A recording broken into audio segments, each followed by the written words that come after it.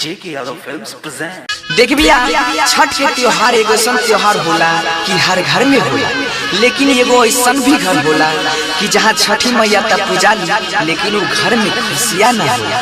ताई भजन के माध्यम से सुनी जाए।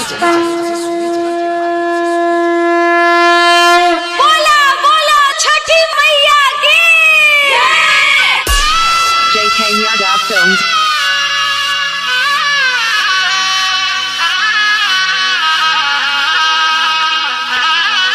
Singing by Banshidhar Chaudhary. साले साले पूजा के लिया साजा के सपना है, रोवे छै नयना।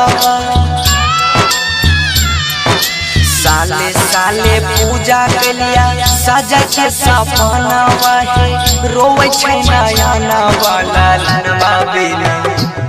लालनवा बिना सोना लागै छै अननमा, लालनवा बिना सोना लागै छै अननमा।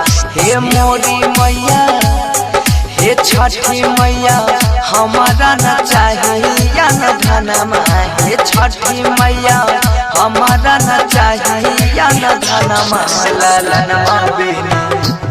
लालनवा बिना सोना लागै छै अननमा, लालनवा बिना सोना लागै छै अननमा।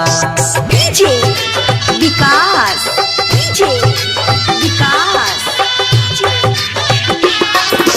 मटियार Kala Sitamarhi, Matiyar Kala Sitamarhi. JK Yadav Films.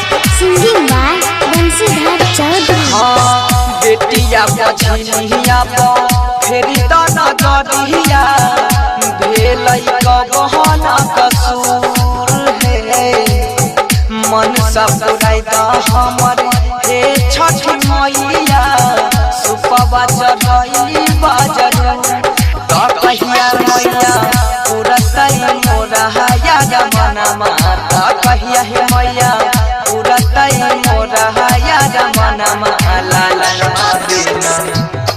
लालनवा बिना सोना लागै छै अननमा, लालनवा बिना सोना लागै छै अननमा। डीजे विकास, डीजे विकास। मटियार Kala Sitamarhi, Matiyar Kala Sitamarhi. JK Yadav Films. Singing by Banshidhar Chaudhary. रही के उपास माई करै छिया पूजा, सुनिला नदी नहावा के दुख हे। घरवा के लोग सब महारै छै ताना, कहिया पैया चहारा के सुख। ता सोनू सिंह बनसी के मनीला कहनमा, ता सोनू सिंह बनसी के मनीला कहनवा।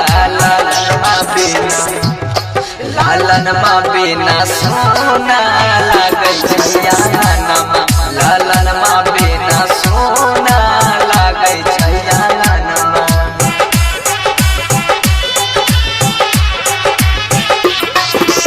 जय मां कत्यानी रिकॉर्डिंग स्टूडियो, मानसी कन्या।